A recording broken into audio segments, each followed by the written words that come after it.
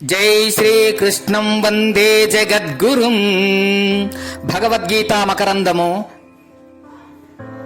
జీవుడు తాను దేహమును వీడి చనునప్పుడు, నూతన శరీరమును గైకొనున్నప్పుడును ఈ ఇంద్రియాదులను వాని సంస్కారములను తన వెంట గొనిపోవునని వచించుచున్నారు. 15వ అధ్యాయము పురుషోత్తమ ప్రాప్తియోగము 8వ శ్లోకము. శరీరం యదవాప్నోతి యచ్చావిత్క్రామతీశ్వరః గృహీత్వైతాని సంయాతి వాయుర్గంధ నివాసయాత్. దేహేంద్రియాది సంఘాతమునకును ప్రభువగు జీవుడు శరీరమును విడిచినప్పుడును, నూతన శరీరమును పొందునప్పుడును, పుష్పాది స్థానముల నుండి గాలి వాసనలను గ్రహించిపోవు చందమున పంచేంద్రియములు మనస్సు అను ఈ ఆరింటిని గ్రహించి వెడలుచున్నాడు. జీవుడు ఈ శరీరమును వీడినప్పుడు, నూతన శరీరమును గ్రహించినప్పుడును అను వాక్యము ద్వారా జీవుడు శరీరము కాదనియు, శరీరము కంటే అన్యుడనియు, వస్త్రం వలె శరీరమును ధరించుచు త్యజించుచు నుండుననియు స్పష్టమగుచున్నది. కాబట్టి దేహాభిమానమును త్యజించి వేయవలెను, తాను ఆత్మయేయను భావము కలిగి ఉండవలెను.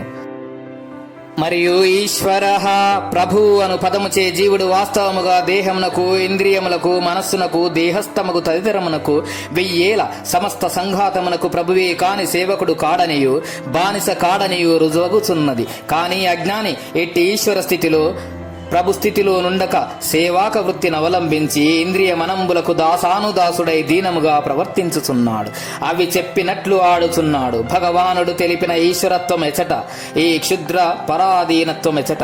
కావున ఈశ్వరః పదమును గుర్తునందుంచుకొని దేహేంద్రియాదులకు లోబడక నుండవలెను. మరియు తాను వాస్తవముగా జీవుడు కాడు, సాక్షాత్ ఈశ్వరుడే అను భావమును కలిగియుండవలెను.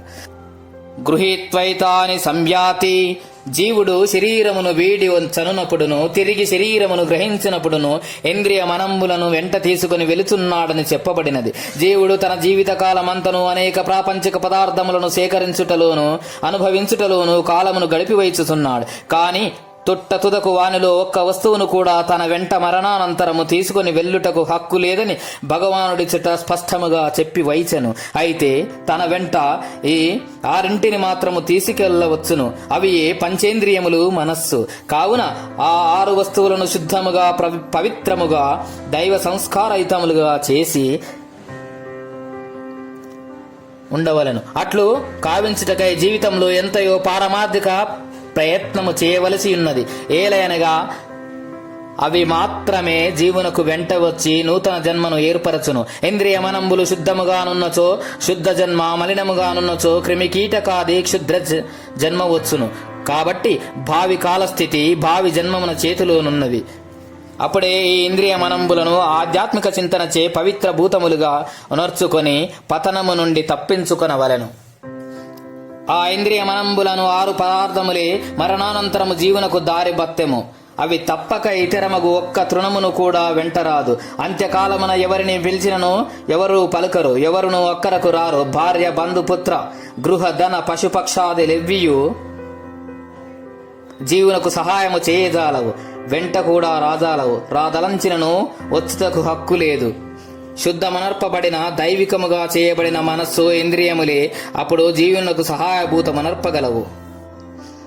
వానికి మాత్రమే అతని వెంట వెళ్ళుటకు, సహాయము చేయుటకు అనుమతి గలదు. అవి వానిని సంరక్షించుటకు రక్షకులము, బాడీ గార్డ్స్ వలె వెంట వచ్చును. కాబట్టి జీవితకాలమంతను మనుజుడు జాగరూకుడై ఆ ఇంద్రియ మనంబులను ప్రయత్నపూర్వకంగా శుద్ధమనర్చుకొనవలెను.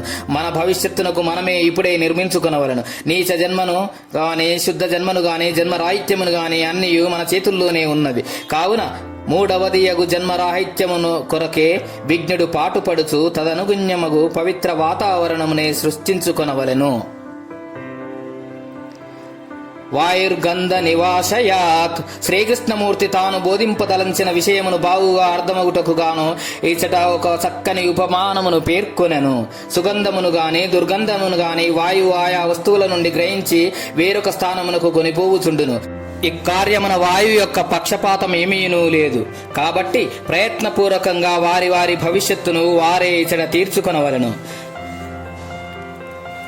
జీవితమందలి ప్రతి నిమిషమును ఆ ఇంద్రియ మనంబులను శుద్ధమనర్చుటయందు, నిగ్రహించుటయందు వినియోగించినచో అవి ఏ జీవుని సద్గతికి కొనిపోవును.